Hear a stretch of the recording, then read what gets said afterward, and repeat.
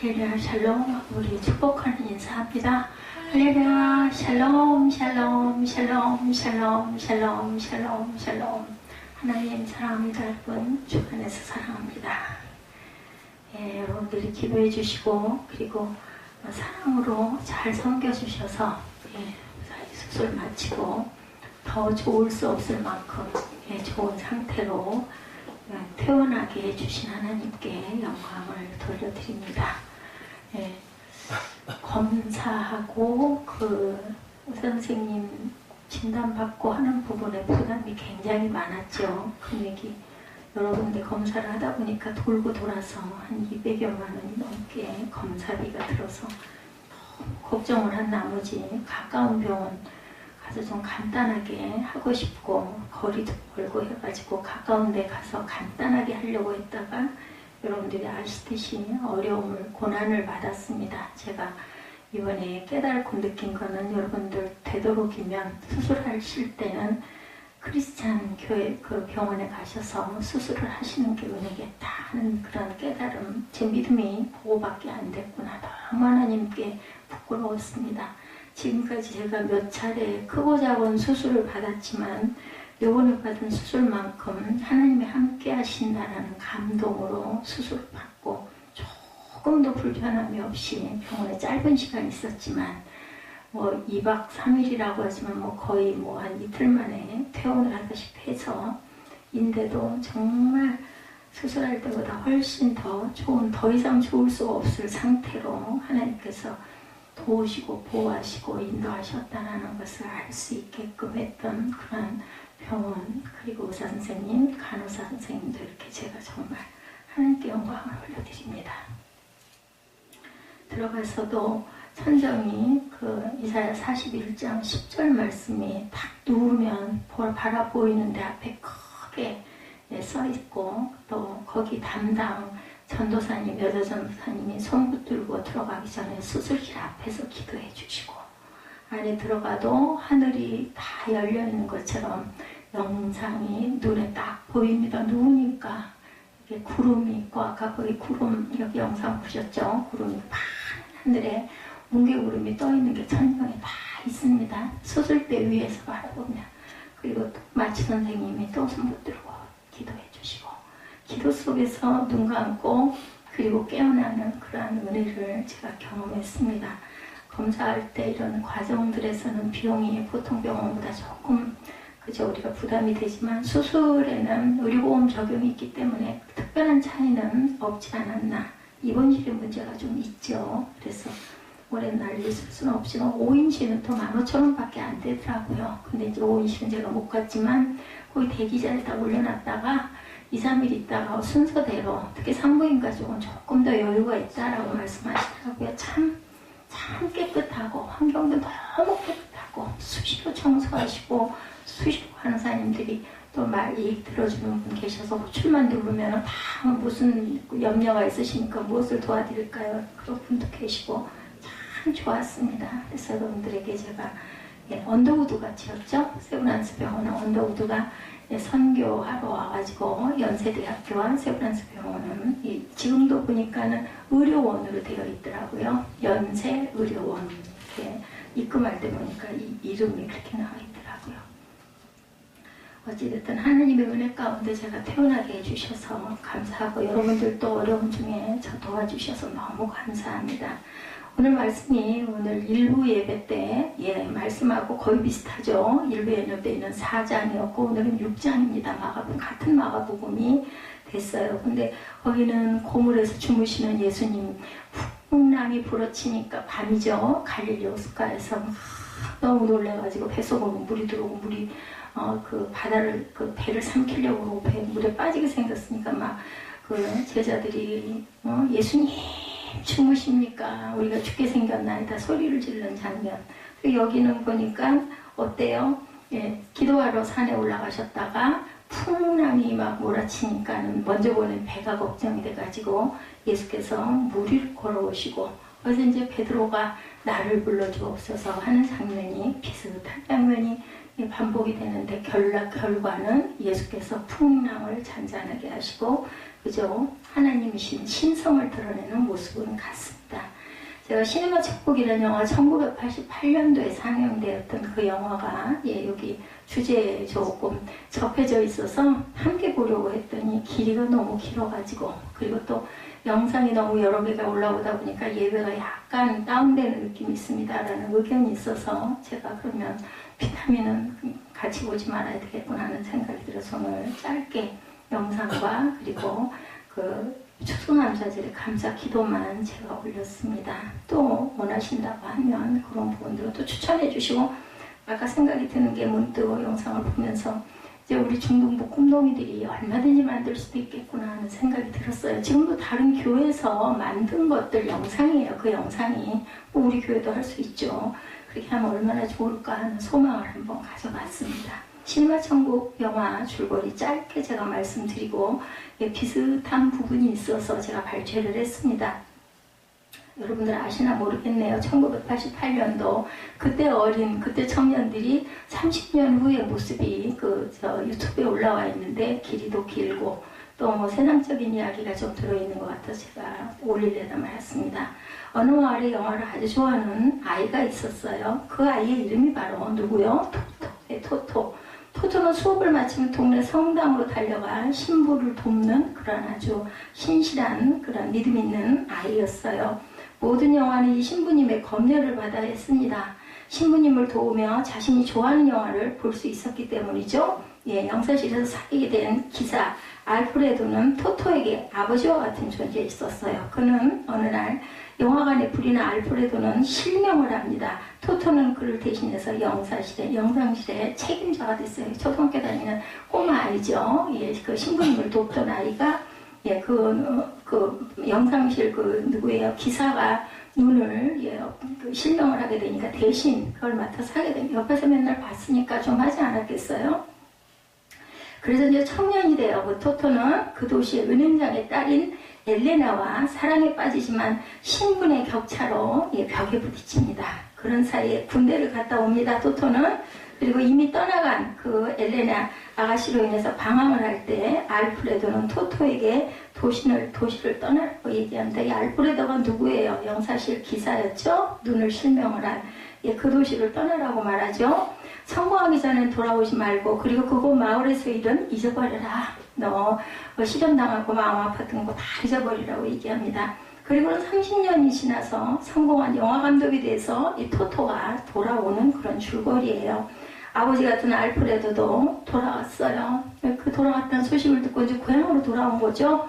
아카데미와 골든글로브 영화제에서 최우수 외국영화 작품상을 받은 영화의 줄거리입니다. 제가 잠깐 짧게 말씀을 드렸죠. 오늘 말씀을 제가 준비하면서 떠올랐습니다.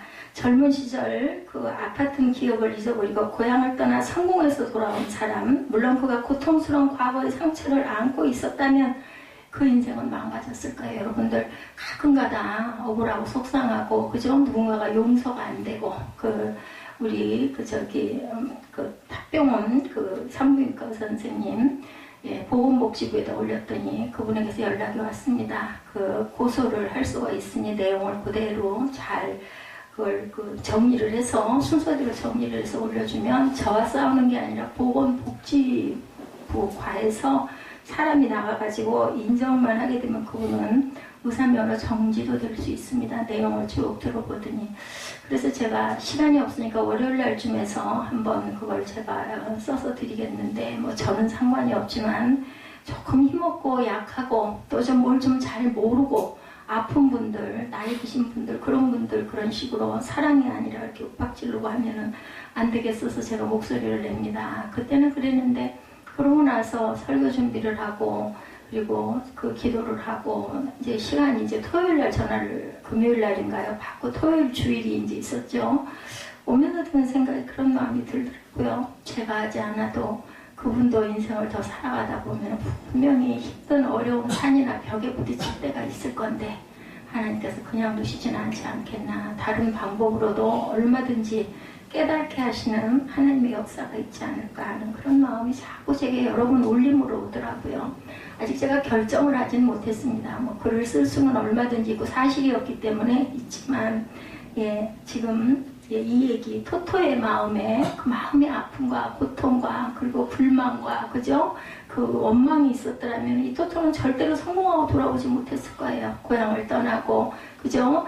예, 30년이라는 세월이 흘러가지고 이제는 훌륭한 영화 감독이 되면 그것을 딛고 일어나는 아픔. 제가 일부 예배 때 우리 아이들에게 설명하기 편하게 하려고, 애기가 3살 먹으면 어떻게 하니, 6개월 되면 어떻게 하니, 그러더니 우리 사무엘이 깔깔거리고 웃대요.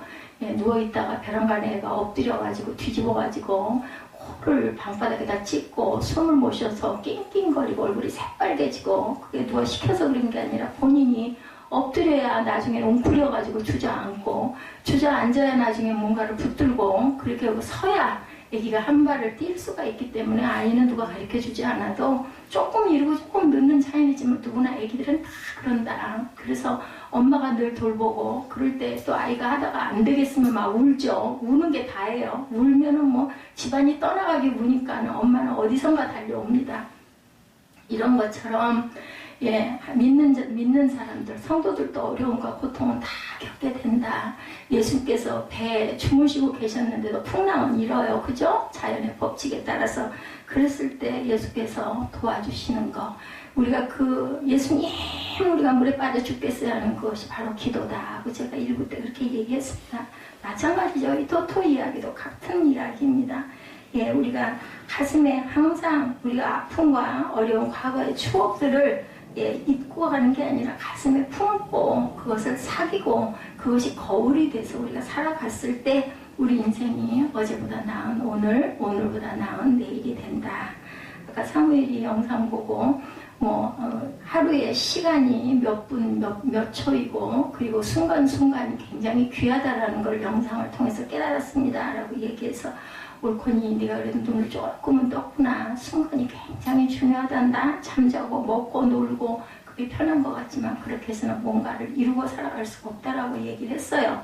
우리가 인생을 이렇게 살아가다 보면 잊어야 하는 것도 있고 잊지 말아야 하는 것도 있고, 잊었다고 생각했는데 어느 순간 또 문득 떠올라가지고 막 마음이 아파지는 그런 경우도 있습니다. 우리 그 인간의 마음 속에는 다 희노애락이 있기 때문에 또 지나간 추억에 대한 그런 아픔이 되살아 일어나가지고 가슴이 아프고, 제가 신경성 혈압이 맞더라고요. 수술하려고 기다리고 있는데 그거 하룻밤을 꼴딱 세우고 잠을 또 못 잤죠. 혈압이 계속 160에서 170 사이로 왔다 갔다 하니까 간호사가 와가지고, 오전에는 혈압이 올라가고 오후에는 떨어지시는 것 같아. 절대 아니거든요. 수술을 하고 나와가지고는 혈압을 재니까 140대로 떨어졌더라고요. 밤에는 어쩔 수 없이 수면제 처방을 조금 받아가지고 그 수술한 날 밤에는 한 3시간 정도 제가 잤습니다. 그래서 엄마를 내가 비우지를 못하는 것 중에, 아까도 내 영혼의 은총이거를 제가 우리 찬송가가 길기 때문에 그 절을 제가 조금 자릅니다. 부르시는 분들 힘드실까봐 4절까지 있으면 1절 부르고 3절로 건너뛰는데, 오늘 495장은 끝까지 다 들었습니다. 우리 어머니가 돌아가시기 전에 그 찬양의 은혜를 받아서 돌아가실 때도 그 찬양을 부르다 돌아가셨거든요. 그 지난 그 중한 재진 다 벗고 보니 그 얼마나, 우리 저희 어머니는 저 같지 않아가지고 그 교회 나가시다가 그 유아 세례 받으셨지만은 또 막 고사도 하시고 교회 안 나가신 세월도 많았습니다. 아버지가 예수를 믿지는 않으셨기 때문에. 근데 마지막 돌아가시기 한 3, 4년 동안 가산 다 없어지고 정말 의정부 산골짜기에 방 한 칸을 의지를 하고, 부부가, 아버지가, 그리고 아버지 그늘에서 돌아가셨어요. 어머니는. 그리고 성부적고 가까운 개척교회를 꾸준히 3년 동안 그렇게 열심히 나가신 것 같아요. 돌아가신 그 길이 그 교회에서 계속 그 2박 3일 장례식장, 병원 장례식장에 있는 동안 오셔가지고 그렇게 찬송을 밤새도록 불러주는 그러한 그 축복을 받고 저희 어머니가 돌아가셨는데, 제가 495장을 잊을 수가 없죠. 항상 어려운 일이 있을 때나 기쁜 일이 있을 때나, 기쁜 일보다는 어려운 일이 있을 때 저는 꿈에꼭 어머니를 천사의 모습으로 봅니다. 느낌이 와요. 마음에. 아, 천사의 모습으로 오셨구나. 흔들의자에 머리 하얀 포를 그 성당에서 쓰는 그 미사고 같은 볼을 쓰고 새로운 웃음을 웃고 앉아 계시는 그런 어머니를 제가 이 교회 개척할 때도 와 계신 걸 봤습니다. 예, 그렇게 우리는 우리 안에 어머니하고 사이도 좋지 않았는데도 제가 참 불효녀였었죠. 지금 그 제 딸들이 저는 10분의 1도 못했어요. 어머니를 많이 아프게 했습니다. 이렇게 항상 우리 부모님은 우리를 항상 하늘에서도 기도하고 계시는 것처럼 하나님은 더더군다나 더 그러시지 않겠어요? 인생에서 잊어버리는 것이 축복인 줄 알았는데 잊지 못하고 남아있던 기억이 또한 축복인 것도 있다라는 것. 다 있는 것만 좋은 건 아니에요. 그래도 어머니가 일상의 모습이에요. 무슨 화려하게 뭐 이쁘게 성장한 모습이 아니라 집에서 계실 때 그냥 항상 잘 입으시던 그 옷차림. 어느 날인가는 벼랑간의 홍대골목에서 양산을 야하게 화려하게 쓰고 지나가시는 중년 부인을 보고 막 뛰어왔었던 기억도 있습니다. 돌아가시고 한 6, 7년이 지났는데 꼭 엄마하고 똑같아갖고 착각을 한 거죠. 제가 가가지고 막 한참 뒤쫓아가다 보니까는 어머니 돌아가셨더라고요. 이랬던 적도 제가 있습니다. 오늘 말씀은 그런 기억의 이야기, 예, 깊은 믿음의 고백을 잊고 찾아온 두려움의 순간에 생각난 믿음의 추억을 경험한 기적 이야기가 바로 오늘 이야기죠. 왜 두려움이 이들에게는 찾아왔을까? 우리 인생의 문제는 예수께서 행하신 기적과 말씀을 너무 쉽게 잊어버린다는 것, 예, 잊지 마시기 바랍니다. 저는 그 심호흡하라고 그 마취 주사가 한참 만에 들어가더라고요. 그 긴 줄을 통과해가지고 내려오는 동안 들어오니까 찌릿하면서 이게 차가워지죠, 여기가. 심호흡을 그 전부터 하라고 하는데 호흡을 쉬면서 하늘만 봤습니다. 주님 저와 함께 하시옵소서. 그 숨을 들이쉬면서 내쉬면서 어느 순간 제가 기억을 잊어버렸죠. 계속해서 주님 나와 함께 하옵소서. 여러분들 이런 기도를 하는 순간, 어려운 순간, 힘든 순간, 아까 우리 영상 보셨죠? 좋고 즐겁고 기쁘고 이럴 때뿐만이 아니라 어떤 상황에서도 이런 고백을 하시는 저와 여러분들이 계셔서 하나님이 늘 지켜주시기를 주님의 이름으로 축복합니다. 주님은 오병이어의 기적을 행하신 후에 제자들을 먼저 보내시죠. 또 그때도 홀로 기도하러 올라가십니다. 우리 인생의 문제를 보죠. 하나님의 역사가 일어나는 현장에서는 그렇게 생생하게 느껴지는 하나님의 그 현존이 그렇게 쉽게 흥미해질 수가 있다. 기적을 우리가 체험해요. 그게 무슨 물이 갈라지고 죽었던 사람이 살아나는 것만 기적이 아닙니다. 저는 요즘에 늘 매일매일이 기적 같습니다. 어떤 날은 평탄하게 지나가 너무 좋아. 어떤 날은 아무것도 아닌 작은 일 하나. 어저께 페이스북 로그인이 제 걸로 아니고 우리 사무엘이 제 휴대폰에 손을 대가지고 지 걸로 아이디를 해놓는 바람에 뭘 찾는데 그게 안 돼가지고 아무리 하려고 해도 안 돼요. 2시간을 그냥 눈이 아프도록 뭘 하다가 결국은 포기하고 잤어요. 이런 경우에는 평강이 깨지죠. 뭔가 좀 기쁘고 즐거우고 싶어서 뭘 좀 보려고 했는데 그게 안 돼가지고 이런 조그만 일 하나, 내가 할 수 없는 어떤 일 하나가 벽에 부딪히면 일단 또 아픔이 오죠. 오늘 일어난 기적의 사건은 풍랑이 있는 바다를 잔잔하게 하시고 제자들을 두려움 속에서 건져내신 일이에요. 그렇죠? 너무 잘 아시는 말씀이죠? 오늘 말씀의 본질은 둔하여진 제자들의 마음과 우리 신앙을 일깨우시는 말씀입니다. 48절과 49절 함께 보실까요? 바람이 거스름으로 제자들이 힘겹게 노젓는 것을 보시고 밤 4경쯤에 바다 위로 걸어서 그들에게 오사 지나가려고 하심에 제자들이 그가 바다 위로 걸어오심을 보고 유령인가 하여 소리 지르니.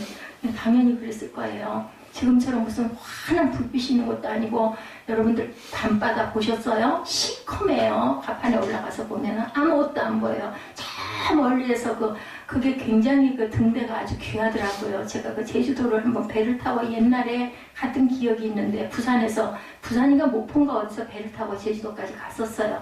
그런데 밤바다 그 꼭대기에 가판이 올라가 보니까 무섭더라고요. 물결은 시커매갖고 출렁출렁하는데 시커멓고 아무것도 안 보여. 너무 무서워서 얼른 아래 선실로 내려왔던 기억이 납니다. 근데 뭐 여기는 오죽이나 했겠습니까? 제자들이 풍랑을 만나 힘겹게 노를 젓고 있는 것은 당연하죠. 넓은 바다에서 풍랑을 만나는 것이 얼마나 위험스럽고 얼마나 두려웠을까. 게다가 시간이 밤 4경이에요. 4경. 하루 중에 가장 어두운 시간이죠. 그리고 문제는 그런 상황에서 그들이 보았던 것이 유령 같았던 거예요. 예수님이 걸어오시는 게 얼마나 놀랐겠어요. 시커먼 모습이 물 위를 성큼성큼 걸어온 일이죠. 깜깜한데 유령이 다 그 소리 지를만 하고도 남겠죠. 우리에게 찾아오는 것은 실체의 문제가 아니라 우리의 마음속에서 보는 것들이 문제라는 것을 우리가 이 말씀을 통해서 영적으로 깨달으시기 바랍니다.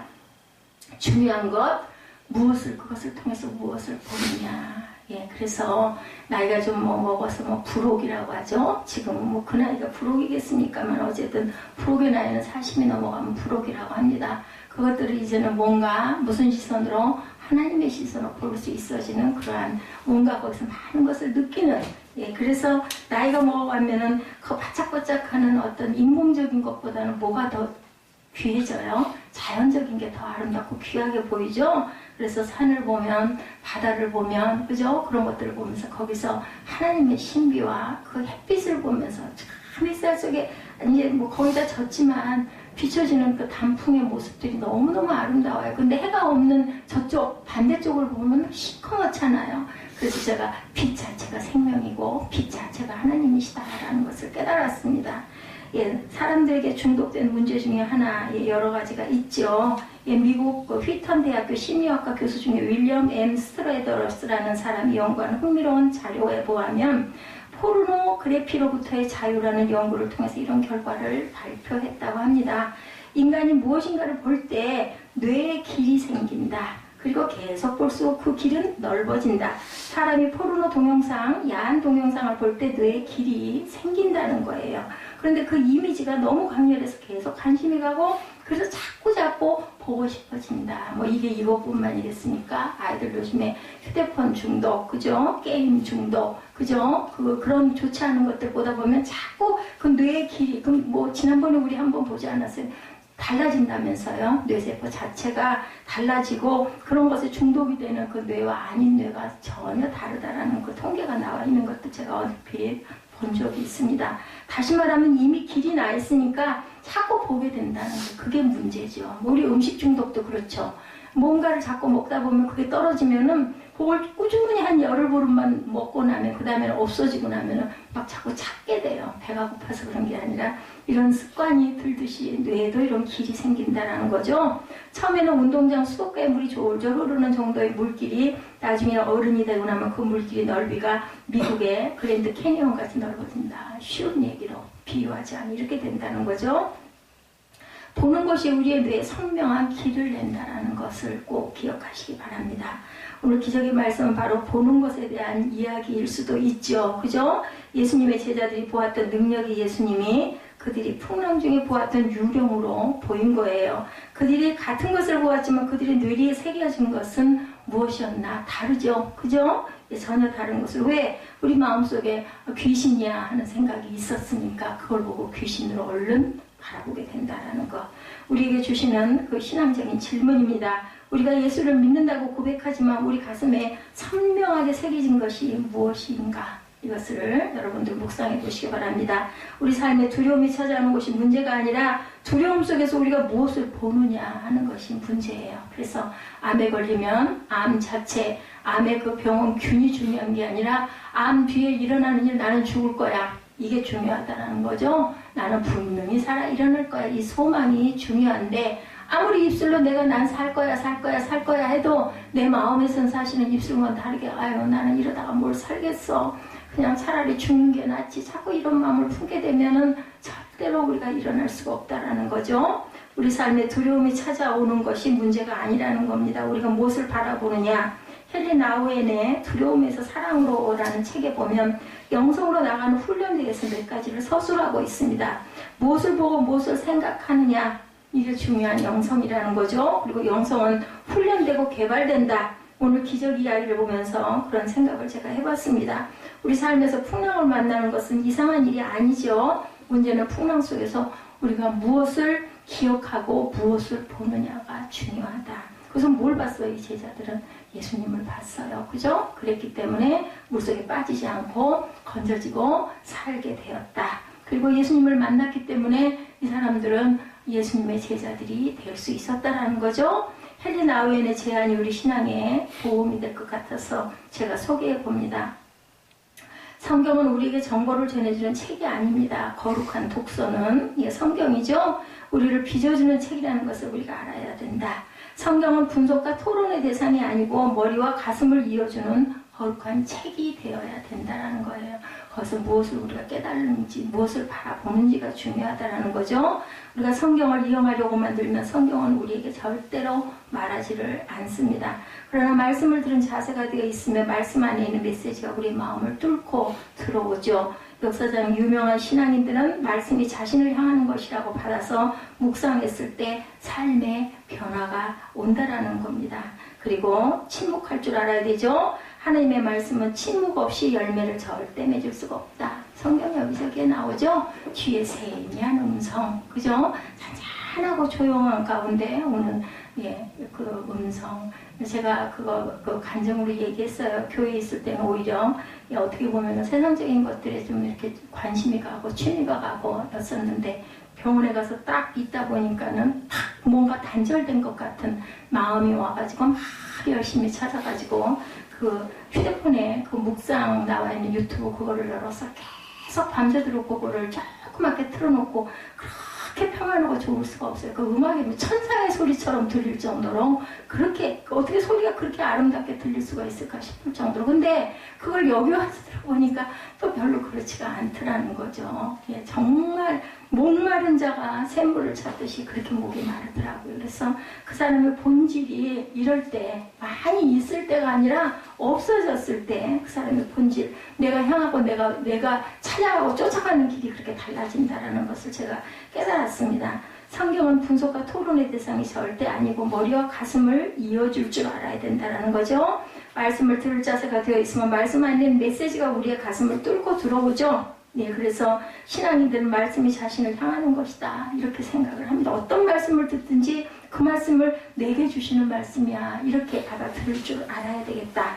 하나님의 말씀은 침묵 없이 절대로 열매를 맺을 수가 없죠. 밀라노의 암브로시우스의 감독은 침묵으로 구원받는 사람은 많이 보았어도 말로 구원받는 사람은 하나도 보지 못했다. 그래서 그 침묵 기도를 일부러 훈련을 하려고 제가 지금은 잘 안 가지만 그 전에 열심히 좀 다녔었죠. 그 어디에요? 저기 잊어버렸네. 이천인가요? 그쪽에 있는 목사님 거기 세워진 영성 훈련은 거기를 제가 가끔 가면은 보면 오시는 분들이 방들이 그냥 고요하게 그 음악만 틀어져 있어요. 조용한 묵상고. 그러면 앉아가지고 눈 감고 가만히 앉아있는 거예요. 그러다 우리는 졸려올까봐 왜 입술로 막 기도를 하잖아요. 우리는 그때 한참 통성기도 많이 할 때였었죠. 근데 그분들은 그렇게 눈을 감고 그 찬양 소리를, 묵상 소리를 들으면서 그 속에서 하나님의 세미한 음성을 듣고자 하는 그런 훈련들을 그렇게 열심히 하는 걸 제가 여러 차례 봤습니다. 오시는 분들마다 그냥 가만히 앉아있다가 가만히 나가요. 그 방에는 여러 사람이 앉을 수가 있게 이렇게 조그마한 기도 의자도 있고 방바닥 방석에 이렇게 기댈 수 있는 의자도 있고 그냥 자유롭게 어떤 모습으로 있든지 상관이 없도록 깨끗한 방에 한 칸씩 이렇게 여러 칸을 놔두고 거기다가 그 앞에다가 음악만 그렇게 틀어놓으면 와가지고 그냥 그렇게 기도하다가 가시고 아니면 가족들이 와가지고 또 식사하고 가시고 이런 걸 제가 봤습니다. 그래서 이 세미한 음성 묵상 이게 굉장히 중요하다라는 거죠. 근데 거기에 몰입하기까지가 굉장히 힘이 듭니다. 왜냐면 눈 감고 앉아있다 보면 이것저것 생각이 나죠. 뭣도 해야 되는데 어디도 가야 되는데 아이고 여기 전화할 것도 잊어버렸네. 어머나 저기다 가스불 켜놨는데 막 이런 생각이 막 나요. 생각들이 조용히 가만히 있으면 이런 걸 다 비워야 된다는 거죠. 묵상 기도가 굉장히 중요합니다. 묵상을 통해서 말씀이 우리 속에서 집을 짓고 그곳에서 누가 영이신 하나님께서 말씀하시기 시작한다. 그 말씀을 들을 줄 아는 귀와 마음의 자세, 그 여유를 우리가 가질 줄 알아야 된다. 두 번째가 침묵이었습니다. 거룩한 독서, 하나님의 말씀을 뭘로 내게 하시는 말씀으로 침묵으로 하나님의 음성을 듣기. 세 번째 공동체 생활. 영성을 개발한다는 것은 마음을 향한 내적 여정이 아니라 공동체 사역으로 나아가는 외적 여정도 필요하다. 아까 기도하실 때 그런 기도하셨던 거 제가 들었습니다. 우리가 항상 하나가 돼야 된다. 뭘로? 서로가 섬기고 서로가 기도해주고 그래서 우리가 항상 이게 통성기도 그리고 중보기도가 필요한 거죠. 공동체에서 우리는 자신의 연약함을 고백하죠. 서로 용서를 구하는 법을 또한 배웁니다. 내 안에 있는 걸 다 드러낼 줄 알아야, 아니 무슨 내용이 있는지를 알아야 기도를 구체적으로 해줄 거 아니야. 기도는 되도록 구체적으로 해야 됩니다.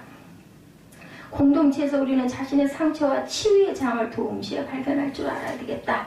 공동체에서 우리는 참된 겸손을 배우게 되어죠. 공동체가 없다면 우리는 개인주의고 자기중심적인 사람이 됩니다.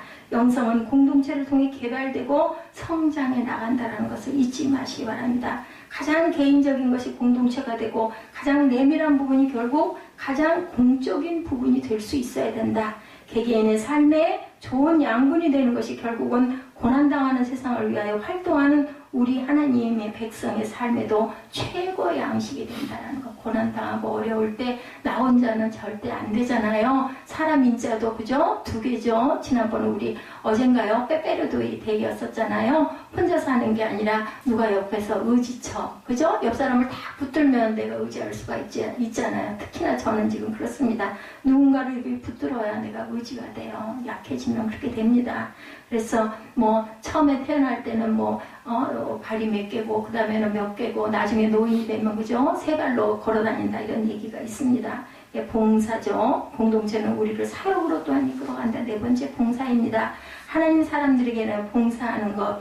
봉사는 섬기고 사람을 사랑하는 거죠. 아까 그랬죠? 사랑이 없이는 절대로 우리가 살아갈 수가 없다. 우리 아이들이 고백했습니다. 그죠? 세상에 사랑이 없이는 아이가 태어날 수가 없다고 누가 얘기했던 것 같아요. 그런 것처럼 그 아이는 사랑으로 태어나기 때문에 사랑은 반드시 있어야 되는 것. 사랑이 생명을 만들어내는 거죠.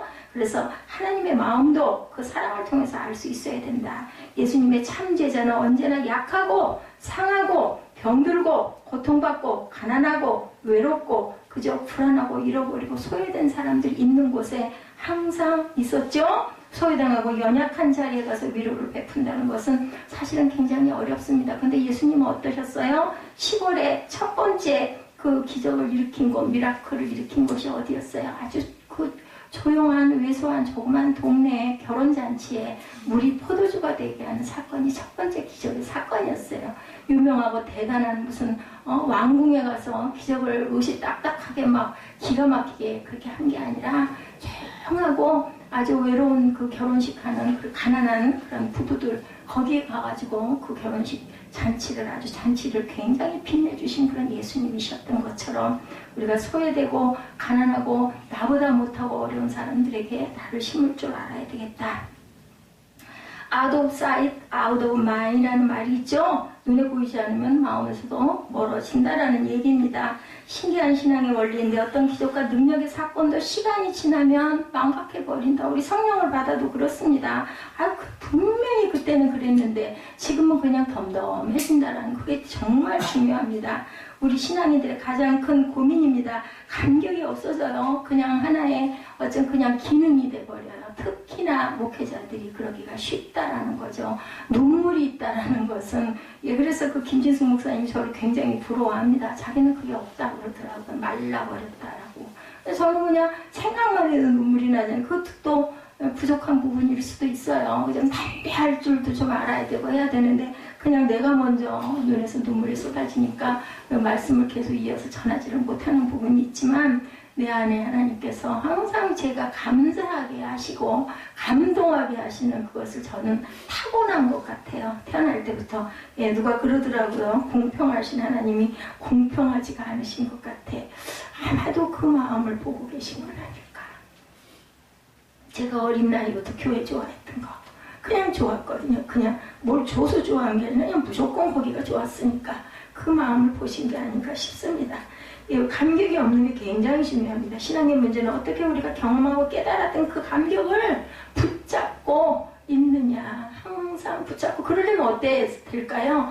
시시각각 그 감격이 자꾸 있어야 돼요. 옛날에 있었던 감격, 그때는 그랬는지 그 기억만이 아니라 지금도 내가 감격할 줄 알아야 되는 가슴이 있어야 된다. 무슨 마음일까요, 여러분들? 열린 마음, 사랑하는 마음. 사랑하는 사람, 변함없는 사람일 때는 어때요? 그냥 옆에만 있어도 좋지 않아요? 특별한 얘기를 하진 않아도 그냥 조금 약간 그죠? 면박을 좀 주고 툭 하고 말을 던져도 겉으로는 저 사람 왜 저래 그러면서도 속으로는 그래도 나 없으면 안 되지. 그건 그 뭐예요? 믿음이죠. 그 사랑, 그 마음이 늘 있어야 된다. 49절, 50절, 51절에 보니 제자들이 그가 바다 위로 걸어오심을 보고 유령인가요? 소리 지르니 그들이 다 예수를 보고 놀람이라. 이에 예수께서 곧 그들에게 말씀하여 이르시되 안심하라. 내니 두려워하지 말라 하시고 배에 올라 그들에게 가시니 바람이 그치는지라 제자들이 심히 놀랐다라고 얘기합니다. 여기 유령인가요? 라는 말의 정확한 의미 They thought he was a ghost 하고 나와 있습니다. 영어로. 예, 사실이 아니라 그렇게 생각한 거예요. He was ghost. 예, 그는 혹시 귀신 아니야? 이렇게 생각했다라는 거죠. 예, 생각의 마술이죠. 우리가 하는 대화 가운데 이런 말이죠. 그냥 그렇게 생각해. 나는 그렇다고 생각해. 이 말인 거예요. 사실이 아니라 나는 그렇게 그냥 생각해버리기로 했어. 이럴 때가 있습니다. 예, 어떤 그 목사님 말씀입니다. 공황장애 병을 앓고 계셔요. 근데 그분은 어떤 한계 상황이 오거나 어떻게 할 수 없는 상태가 되면 완전 패닉 상태에 빠져버린다고 합니다. 공황 상태에 빠지는 순간 현실하고는 거리가 멀어져 버리고 현실에서 일어나는 일이 아니라 비현실적인 일이 이루어진다고 합니다. 예, 제자들에게 일어난 상황이 그런 공황 상황이 된 거예요. 너무 무섭고 두렵다 보니까 귀신 아니야 깜짝 놀랐다라는 거죠. 공황장애를 치료하는데 가장 중요한 것은 비현실적으로 일어나는 일을 바로잡아주기 위해 약을 먹지만 몸의 밸런스가 깨어지면 일어나는 일들이 건강이 절대로 회복되지를 않는다고 합니다. 중요한 것 중에 하나는 지금 나에게 일어나는 이런 패닉이 현실이 아니라 두려움이라는 것을 인정하고 깨달아야 그 공황장애가 고쳐진다고 합니다. 근데 이 목사님은 알면서도 그게 잘 안 된다고 그래요. 많이 그래도 나아지기는 했는데 그게 잘 되질 않는다고 합니다. 치료를 받을 때 항상 그래서 기도하신다고 그러죠. 나에게 주어진 몸을 잘 돌보고 회복하고 의사 선생님의 말씀을 잘 듣고 나에게 주어진 생명과 사명은 하나님께서 책임지시고 쓰신다는 것. 비현실적인 것에서 두려움이 찾아왔다면 하나님 앞에서 회복해야 할 담대함이 있어야 되겠다. 근데 그게 잘 되지가 않는다고 말씀을 하시더라고요. 놀랐다는 말은 여기에 본문에 단순한 놀람이 아니에요. 정말 무서워서 공파에 질려가지고 숨도 못 쉴 정도로 무서웠다라는 겁니다. 예수께서 배에 오르사 제자들에게 말씀하죠. 안심하라. NIV 성경에 페이컬리지라고 말씀하고 있습니다. 두려움이 무서운 것은 의욕을 잃게 한다는 거죠. 예, 의욕을 잃은 사람에게 필요한 것은 뭐예요, 여러분들? 아까 골리앗 얘기했죠? 골리앗이 그 큰 3m가 다 되는 장수를 그 조그만 다윗이 어떻게 이겼어요? 예, 용기로 이긴 거예요, 용기로. 무슨 기술이 있어서 이긴 게 아니에요. 담대한 용기 누가 주셨어요? 하나님이 그 마음을 주셨죠? 두려움이 무서운 것에 의욕을 잃게 한다라는 거예요. 그걸 비울 줄 알아야 된다. 의욕을 잃은 사람에게 필요한 것은 용기입니다. 그래서 암이 점령을 하는 게 아니라 나는 죽을 거야. 낙심이 그 사람을 먹죠. 그리고 제자들이 기억을 되돌릴 필요를 느끼시죠. 두려움을 몰아내고 용기를 찾는 방법은 예수께서 하신 말씀입니다. It is 라고 얘기하십니다. 예수님의 눈에 보이지 않자 제자들은 자신들이 경험했던 예수님의 능력도 잊어버렸어요. 우리가 인생의 파도를 맞는다는 것은 절대로 이상한 게 아니다. 예수님이 배에 계셔도 풍랑은 일어난다라는 것. 우리 주변에는 얼마든지 그런 일들이 일어날 수 있다라는 거죠. 갈릴리 호수는 풍랑이 자주 있는 바다였고 제자들 역시 그런 바다를 알았을 겁니다. 문제는 그들이 풍랑을 만나 두려워하는 중에 찾아오신 예수님을 알아보지 못했다라는 것이 문제였다라는 겁니다. 그들은 예수님을 보고 유령이다라고 소리를 질렀죠. 예수님은 두려워하는 제자들의 배에 올라 바람을 그치게 하십니다. 하지만 예수님의 정체를 눈치채지 못한 제자들은 더욱 놀라죠. 성경은 그 비유를 바로 그날 저녁 오병이의 기적을 일으키신 예수님을 깨닫지 못했기 때문이라고 52절에 증거하죠. 이는 그들이 그 떡 떼시던 일을 깨닫지 못하고 도리어 그 마음이 둔하여졌습니다. 금방 저녁에 그 기적이 있었는데도 그분이니까 하루쯤이야 잠재워 주실 거야. 하나님의 아들이야. 이 생각을 못했다는 거. 왜? 너무 무서워서. 문 앞에 것, 코 앞에 것만 생각을 한 거죠. 훈련은 여러분들 이래서 필요한 겁니다. 예, 누군가가 얘기하더라 세뇌가 된 것 같아요. 그게 필요한 거라는 거죠. 그냥 우리 몸에 배어버리는 게 중요합니다. 우리가 함께 나눈 부모와 같은 사건이 마태복음 14장에도 나옵니다. 아주 인상적인 장면은 베드로가 예수님을 알아보고 뭐라 그래요? 만일 주님이시여든 나를 명하여 무리로 오라 하소서 같은 내용이죠. 그래서 예수님은 베드로에게 오라고 명령하시고 베드로는 갑니다. 그죠? 그러나 그 풍랑이는 물을 보고 그만 놀래가지고 그죠? 놀래가지고 물에 빠지는 그 장면 우리가 알죠? 이 사건을 보고 물을 보고 빠지는 나약한 베드로의 모습을 보지만 바다 위를 걸어오시는 주님을 발견하고 담대하게 자신도 걷게 해달라고 당찬 모습도 보게 됩니다. 물 위를 걸었던 사람은 베드로 하나밖에 없어요. 어떤 제자도 따라서 물 위로 걸어 들어간 사람이 없다라는 걸 그 믿음만 해도 얼마나 대단하냐는 거죠. 예, 굉장히 부족한 베드로지만 물 위를 걸을 수 있었던 것은 그 마음속에 깊이 새겨진 믿음의 고백이었다라는 겁니다. 마태복음 16장 16절에 나오는 유명한 고백이죠. 주는 그리스도시요 살아계신 하나님의 아들이십니다. 이 고백이 그냥 입술로만 그렇다니까 그렇지 하고 하는 게 아니라 진짜로 이 베드로는 믿었다는 게 그게 중요한 거죠. 그런데 그 고백이 이루어진 장소가 가이사랴 빌립보였습니다. 로마의 황제였던 가이사를 기념하기 위해 만들어진 도시 빌립보에서 예수님을 주로 고백한 거죠. 황제에게 바쳐진 도시에서 그의 삶의 주인이 주님이심을 고백한 베드로에게서 나올 수 있는 일들이죠. 비록 폭풍 속에도 두려움에 떨고 주님의 기적을 보고도 잊어버리는 것이 우리 인생이지만 마음속에 새겨진 믿음의 고백이 있다는 것이 얼마나 중요한지 저는 이번 병원에서의 수술을 통해서 그걸 또 한 번 깨달았습니다. 오늘 말씀 가운데 제자들이 풍랑 가운데 두려움에 떨었던 것이 바로 뭐예요? 잊어버린 거 망각. 52절에 그죠? 이는 그들이 그 떡 떼시던 일을 깨닫지 못하고 도리어 그 마음이 어떻게 되다 둔하여졌다. 그것이 바로 우리 삶이고 우리 인생이라는 거죠. 주님의 행하신 기적을 또 다른 문제 앞에서 잊을 수 있는 것, 마음이 둔하여질 수 있다는 거죠. 하지만 그들이 주님과 함께 오병이어의 기적을 경험한 사실이 없어지는 건 아니에요. 다시 기억하죠.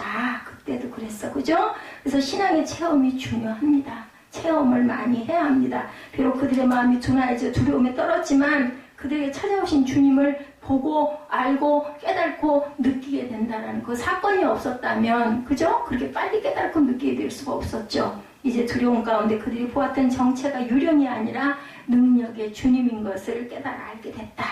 오늘 본문의 말씀은 마태복음 16장에 있었던 가이사랴 빌립보에서의 사건과 연결해 보아야 우리가 정확하게 알 수 있습니다. 많은 기적에서 그랬던 것처럼 베드로가 중요한 역할을 하죠. 로마 황제에게 바쳐진 도시 가이사랴 빌립보에서 주님은 제자들에게 물으시죠. 너희는 나를 누구라 하느냐? 이렇게 물어보십니다.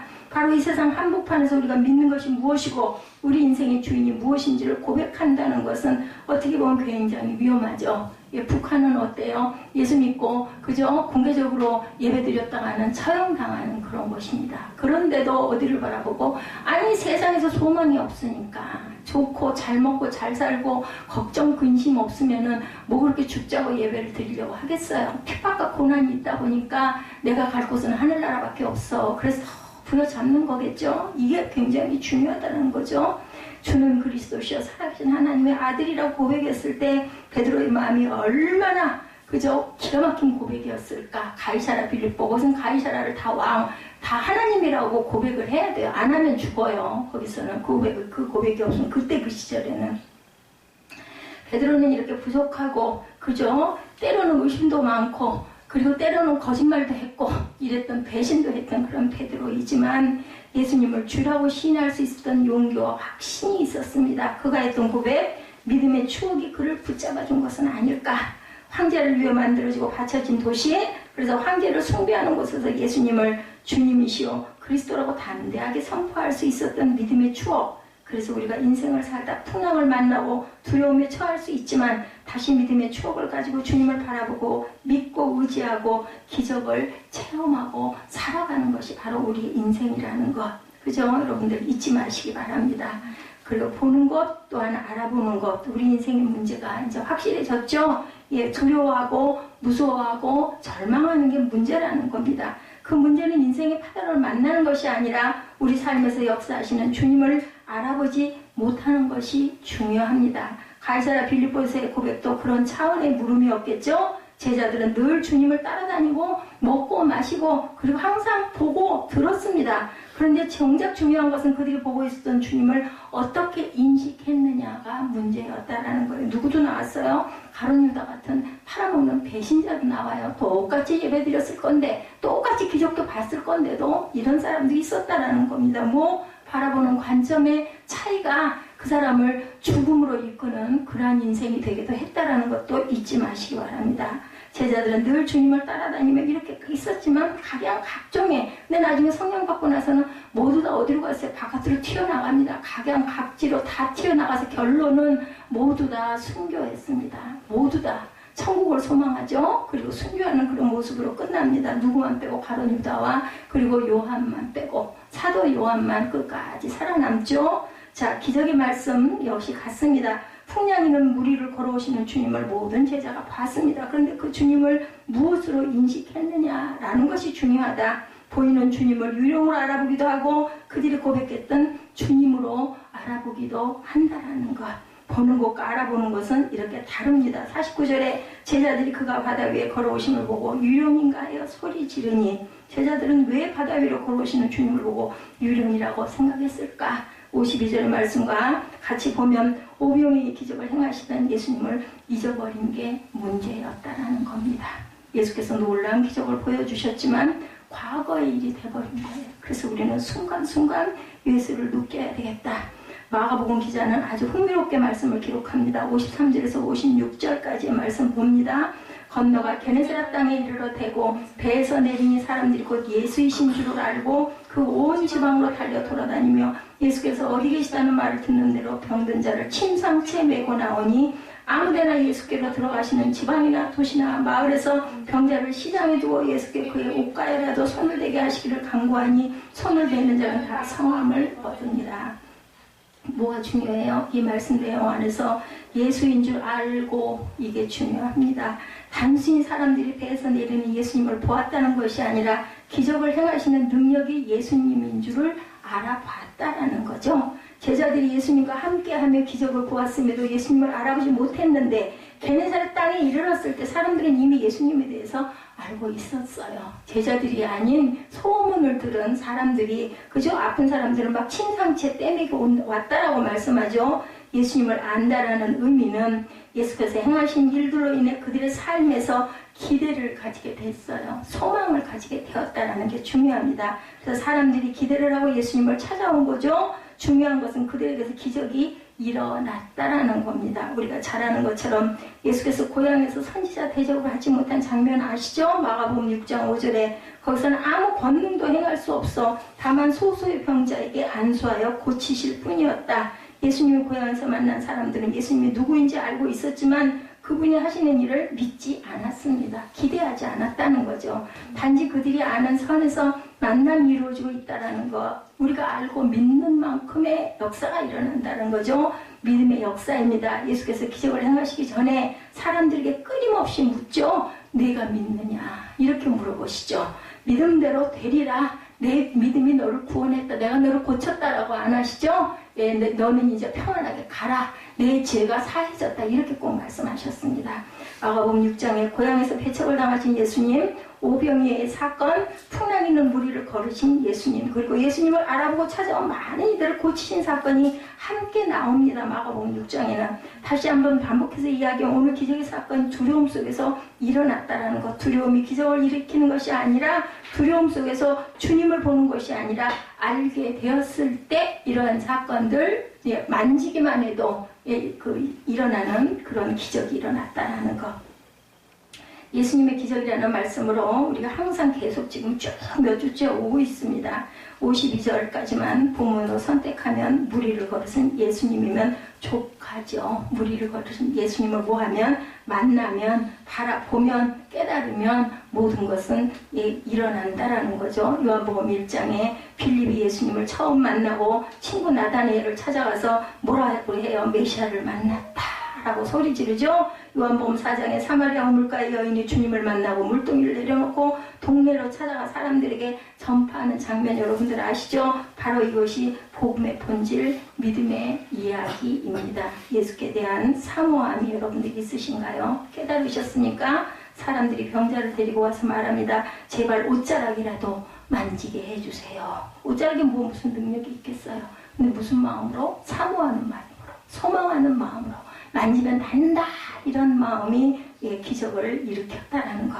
오늘 말씀을 통해서 우리가 배우는 아주 중요한 믿음의 교훈은 우리가 경험했던 믿음의 이야기를 간직하는 것. 중요한 것은 우리에게 체험이 있다는 거죠. 믿음의 체험을 한 후에도 역시 두려움이 순간순간 또 옵니다. 그렇지만 그 두려움을 헤치고 주님을 보게 될 때 두려움 가운데 우리를 건져 주실 것이라는 것을 자꾸 믿게 돼요. 저는 그래서 오히려 병원에 들어갔을 때부터 지금이 더 힘이 있습니다. 물론 몸이 연약해서 아직 상처가 있기 때문에 일어나고 앉고 뻘떡뻘떡 잘 못합니다.